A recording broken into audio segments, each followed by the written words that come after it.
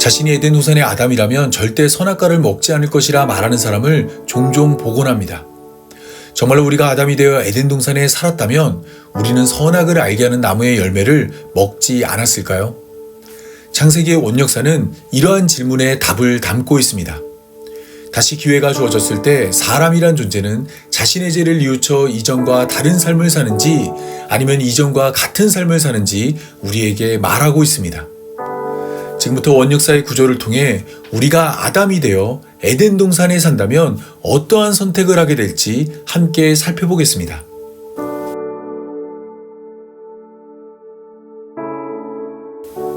창세기는 크게 두 부분으로 나뉘어집니다. 첫째는 원역사라 불리는 창세기 1장에서 11장이고 둘째는 족장사라 불리는 창세기 12장에서 50장입니다. 원역사는 천지창조를 시작으로 아담과 하와, 선악과 사건, 가인과 아벨, 노아 시대의 홍수와 방주, 바벨탑 이야기를 담고 있습니다. 족장사는 아브라함을 시작으로 그의 아들인 이삭, 그리고 이삭의 아들인 야곱, 그리고 야곱의 12아들들의 이야기를 담고 있습니다.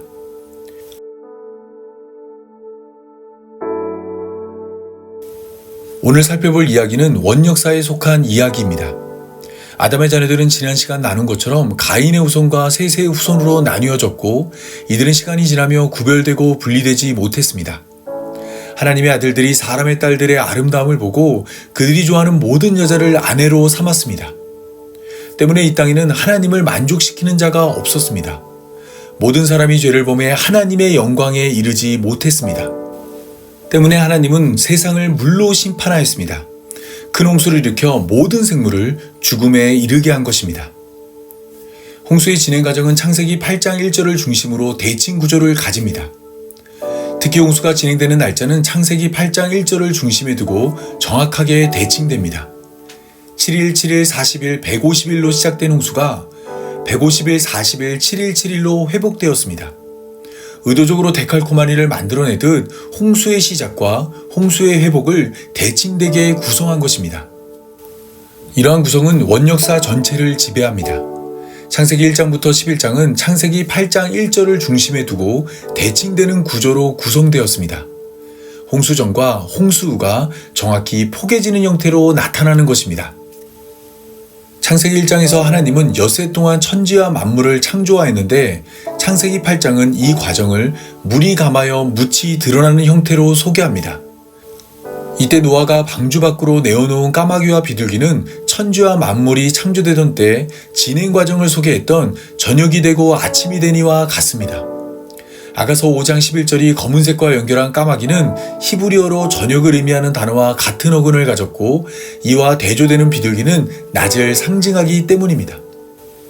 또한 천지와 만물을 창조하며 낮과 밤을 나뉘게 하신 하나님은 그것들로 징조와 계절과 날과 해가 이루어지게 하였는데 홍수에도 하나님은 심음과 거둠과 추위와 더위와 여름과 겨울과 낮과 밤이 쉬지 아니할 것이라 말씀하였습니다. 또한 하나님은 홍수 전에도 생물들과 사람에게 생육하고 번성하여 땅에 충만하라 말씀하였는데 홍수 후에도 하나님은 생물들과 사람들을 향해 생육하고 번성하여 땅에 충만하라 말씀하였습니다. 천지와 만물을 창조한 것처럼 홍수 후에도 동일한 세상을 허락한 것입니다. 홍수전과 같은 세상이 홍수 후에도 펼쳐질 때 그 땅에는 홍수 전에 아담이 있었던 것처럼 홍수 후에는 노아가 있었습니다. 아담이 하와와 결혼하여 가인과 아벨과 그리고 셋을 얻은 것처럼 노아도 그의 아내와 결혼하여 셈과 함과 야벳을 얻었습니다. 아담이 농사하는 자였던 것처럼 노아도 농사하는 자였고 아담이 선악을 알게 하는 나무의 열매를 먹을 수 없었던 것처럼 노아도 생명되는 피는 먹지 못했습니다. 홍수 전의 아담의 역할이 홍수 후의 노아에게 주어진 것입니다. 새로운 땅에서 새로운 아담이 된 노아는 이전의 아담과 다른 삶을 살아야 했습니다. 이미 물심판을 경험하였기에 죄의 결과가 어떠한지 잘 알고 있었습니다. 하지만 노아는 홍수 전의 아담과 다른 선택을 하지 않았습니다. 나무의 열매를 먹고 벌거벗은 아담처럼 노아는 포도나무 열매로 만든 포도주를 먹고 벌거벗은 자가 되었습니다. 창세기만 아니라 성경 전체에서 포도주는 피를 상징하는 것으로 노아는 하나님이 먹지 말라 명한 생명되는 피를 먹고 벌거벗은 자가 된 것입니다. 노아가 벌거벗은 자가 되었을 때 그의 세 자녀는 아담의 세 자녀처럼 두 그룹으로 나뉘어졌습니다. 아벨과 셋의 자리에는 셈과 야벳이 위치했고 가인의 자리에는 함이 자리를 잡았습니다. 이때 아벨과 셋의 자리에 선 셈과 야벳은 아벨이 양의 가죽으로 가족들의 수치를 덮어준 것처럼 벌거벗은 아버지의 수치를 덮어주었습니다. 창세기 공부 8번째 시간을 통해 나눈 것처럼 아벨의 삶에 나타난 야토브, 곧 좋게 여겨주는 것이 셈과 야벳에게 나타난 것입니다. 하지만 가인의 자리에 선 함은 아버지의 수치를 보고도 이를 덮어주지 않았습니다. 오히려 이를 다른 형제에게 알려 아버지를 더욱 부끄럽게 하였습니다. 가인의 삶에 나타나지 않은 야토브, 곧 좋게 여겨주는 것이 함에게도 나타나지 않은 것입니다. 때문에 함은 가인과 같은 결과를 받아들여야 했습니다. 가인이 아벨을 죽인 일로 땅에서 저주를 받은 것처럼 함도 아버지의 하체를 덮어주지 않은 일로 저주를 받았습니다. 함을 가나안으로 칭한 노아는 가나안은 저주를 받아 그의 형제의 종들의 종이 되기를 원한다 말을 한 후 셈의 하나님 여호와를 찬송하리로다. 가나안은 셈의 종이 되고 하나님이 야벳을 창대하게 하사 셈의 장막에 거하게 하시고 가나안은 그의 종이 되게 하시기를 원한다 말한 것입니다. 물론 하나님의 저주를 받았지만 홍수전의 가인은 이 땅에서 승승장구했습니다. 그의 후손은 장막에 거주하며 가축을 치는 자의 조상이 되었고 수금과 퉁소를 잡는 모든 자의 조상이 되었으며 구리와 쇠로 여러 가지 기구를 만드는 자로 살았습니다. 그런데 이러한 모습은 함의 후손에게도 동일하게 나타납니다. 함의 족보에 등장하는 구스는 니무롯을 낳았는데 그는 세상의 첫 용사였습니다. 홍수전에도 네피림이라는 용사가 있었는데 홍수 후에도 홍수전과 같은 용사가 나타난 것입니다. 니무롯은 특별한 사냥꾼이었습니다. 속담에 이르기를 아무는 여호와 앞에 니무롯같이 용감한 사냥꾼이라는 말이 있을 정도로 그는 하나님을 두려워하지 않는 사냥꾼이었습니다. 또한 그는 그의 용맹함으로 여러 나라를 건설했습니다. 신할 땅의 바벨과 에렉과 악각과 갈레에서 시작하여 아수르로 나아가 니느웨와 르호보딜과 갈라와 및 니느웨 사이 갈라 사이의 레센을 건설했습니다. 그 과정은 창세기 11장이 소개하는 바벨탑의 모습으로 나타납니다. 홍수 후에 사람들은 동쪽으로 이동하여 신할 평지에 이르렀고 그곳에서 자신의 이름을 내기 위해 성과 탑을 쌓았습니다. 그런데 이러한 모습은 홍수전의 가인과 같은 모습입니다. 아벨을 죽인 가인은 여호와 앞을 떠나 에덴 동쪽 놋 땅에 거주하며 아들의 이름으로 성을 쌓았습니다. 니무롯의 주도로 시작된 신할의 성과 탑은 구별되고 분리되어야 할 셈과 야벳의 후손들이 함의 후손과 한마음으로 섞였다는 것을 보여줍니다. 홍수전에도 하나님의 아들들이 사람의 딸들의 아름다움을 보고 자기들이 좋아하는 모든 여자를 아내로 삼아 셈의 후손과 가인의 후손이 섞이게 되었는데 홍수 후에도 하나님이 택한 셈과 야벳의 후손이 하나님을 등진 함의 후손과 섞여서 성과 탑을 쌓았습니다. 하나님은 그 원인을 하나의 언어와 하나의 말에서 찾았습니다. 사람이란 존재는 모두가 한 족속이요 언어도 하나이므로 그냥 내버려 두면 하나님의 뜻을 떠나 자기 소견에 옳은 대로 행합니다. 때문에 하나님은 원천적으로 이러한 일을 하지 못하도록 신할에 모인 자들의 언어를 혼잡하게 하였습니다. 서로 알아듣지 못할 때만 그들이 하던 일을 멈출 수 있기 때문입니다.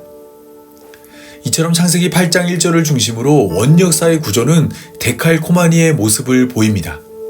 홍수 후의 사람들은 홍수 이전과 같은 삶을 살았습니다. 천지창조와 같은 세상을 홍수 후에도 허락하였고 아담과 같은 노아에게 기회를 주었지만 노아는 아담과 같이 벌거벗은 자가 되었습니다. 홍수전의 셋과 야벳을 가인으로부터 구별하고 분리한 것처럼 홍수 후에도 셈과 야벳을 함으로부터 분리하였으나 홍수전과 같이 홍수 후에도 이들은 구별되고 분리되지 못했습니다. 홍수전에 네피림이라는 용사가 있었던 것처럼 홍수 후에는 니무롯이라는 용사가 있었습니다. 홍수전에 가인이 동쪽으로 떠나 아들의 이름으로 성을 쌓은 것처럼 홍수 후의 사람들도 동쪽으로 떠나 자신의 이름을 내기 위해 성과 탑을 쌓았습니다. 다시 기회를 주었지만 사람이란 존재는 이전의 잘못을 반복했습니다. 달라지는 것 하나 없이 홍수 전에 행한 일을 홍수 후에도 행하였습니다. 때문에 노아의 번제를 받으신 하나님은 그 중심에 이르시되 내가 다시는 사람으로 말미암아 땅을 저주하지 아니하리니 이는 사람의 마음이 계획하는 바가 어려서부터 악함이라 내가 전에 행한 것 같이 모든 생물을 다시 멸하지 아니할 것이라 말씀하였습니다.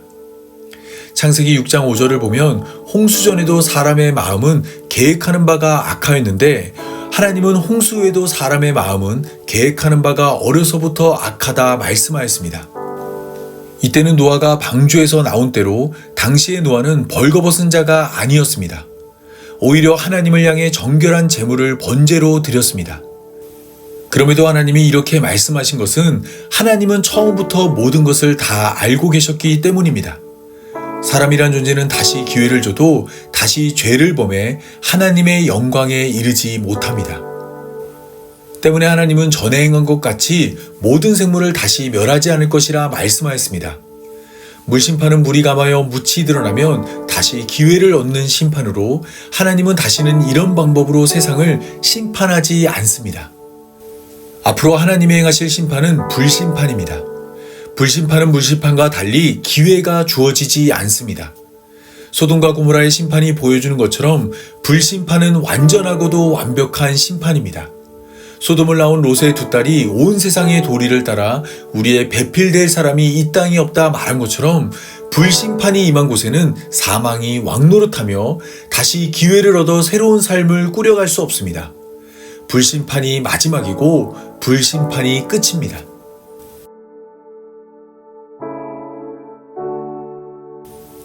이제 다시 처음 질문으로 돌아가 보겠습니다. 내가 에덴 동산의 아담이라면 선악과를 먹을까란 질문에 창세기의 원역사는 우리도 아담처럼 선악과를 먹을 것이라 답합니다. 홍수의 사람들이 홍수의 사람과 다르지 않았던 것처럼 우리 역시 홍수의 사람들과 다르지 않습니다. 수백 번 기회를 줘도 우리는 언제나 선악과를 향해 손을 내밉니다. 나는 다를 것이라 생각하겠지만 하나님의 뜻을 알면서도 그 뜻을 따르지 않는 우리의 모습은 영락없는 아담입니다. 담배값의 경고에도 불구하고 담배를 입에 문 사람들처럼 우리는 하나님의 경고에도 불구하고 죄를 버타여 살고 있습니다. 이제 우리 앞에 남은 것은 물심판이 아닌 불심판임에도 노아처럼 다시 기회를 얻어 스스로를 구원할 것이라 생각합니다. 하지만 창세기의 원역사는 물론이고 성경 전체의 말씀은 우리에게 분명하게 말합니다. 우리는 스스로의 힘으로 구원에 이를 수 없습니다. 다시 기회를 줘도 우리는 다시 죄를 범해 하나님의 영광에 이를 수 없습니다. 마지막 기회라는 것을 알아도 사람의 마음은 계획하는 바가 악하여 영원한 심판에 이르게 됩니다. 소돔의 롯이 심판에 대해 들었고 그 사실을 사위들에게 전했지만 소돔 떠나기를 지체한 것처럼 우리는 하나님의 심판하실 것을 알고 또한 그 사실을 전할지라도 스스로의 힘으로 심판을 피할 수 없습니다. 썩어질 것들에 갇혀 불타 없어질 세상과 운명을 같이 하게 됩니다. 때문에 우리는 지체하는 롯을 소돔 밖으로 인도한 하나님의 자비하심을 의지해야 합니다. 우리에게 맡겨진 구원은 언제나 실패하지만 하나님이 맡으신 구원은 실패하지 않습니다. 제자들이 배신하고 종교 지도자들이 배척하며 백성들이 조롱해도 예수님은 묵묵히 십자가로 걸어 우리의 구원을 완성하였습니다.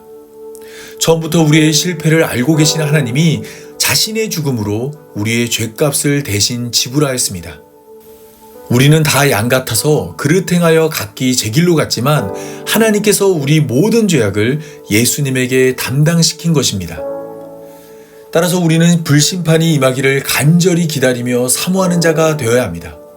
그날에 하늘이 불에 타서 풀어지고 물질이 뜨거운 불에 녹아지려니와 우리는 예수님의 약속대로 의가 있는 곳인 새하늘과 새 땅에 이를 것이기 때문입니다. 불심판 가운데 롯을 건져낸 하나님의 자비가 우리도 불심판 가운데 건져내 하나님 나라로 인도할 것이기 때문입니다. 힘들고 어려운 일이 끊이지 않는 이 땅에서 반드시 하나님이 우리를 구원하실 것입니다. 이 사실을 믿음으로 환난을 당하나 담대함으로 살아갑시다. 예수님께서 이미 세상을 이기셨습니다. 다 함께 기도하겠습니다. 우리의 구원이신 하나님, 수없이 많이 다짐했지만 여전히 같은 죄를 짓고 있는 우리의 어리석음을 용서하여 주옵소서. 우리가 아담이라면 다른 선택을 하지 않을까 생각해 보았지만 우리의 삶은 아담과 다르지 않다는 것을 깨닫습니다. 모든 것을 할 수 있음에도 할 수 없는 한 가지를 행하여 죄를 범한 아담처럼 우리는 허락된 많은 것들을 뒤로하고 허락되지 않은 것에 마음을 뺏깁니다. 보물이 있는 곳에 내 마음이 있다 하였는데 우리의 마음은 새하늘과 새 땅이 아닌 불타 없어질 이 땅에 있습니다. 하나님이 이러한 우리에게 자비를 베풀어 주옵소서. 롯의 손을 잡고 소돔에서 건져낸 것처럼 우리를 이 땅에서 건져내 주옵소서. 우리의 힘과 능력으로는 이 땅에서 벗어날 수 없사오니 위로부터 나고 위로부터 오신 예수님을 통해 우리의 삶을 하나님 나라로 인도하여 주옵소서. 처음부터 끝까지 우리의 삶이 하나님의 손에 붙들린 것을 믿사오니 세상을 이기신 예수님의 승리로 우리의 삶을 구원하여 주옵소서. 이 모든 말씀 스스로 구원에 이룰 수 없는 우리를 위해 이 땅에 오신 우리 구주 예수님의 이름으로 기도합니다. 아멘.